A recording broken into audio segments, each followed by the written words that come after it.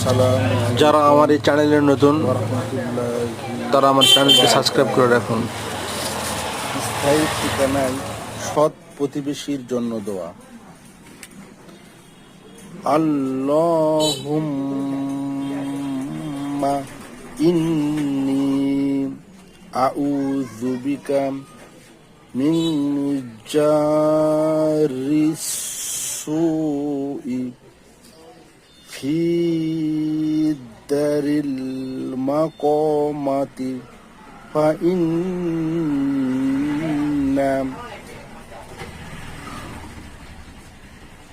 জারাল বাদিয়াতি ইয়াতাহাওয়াল।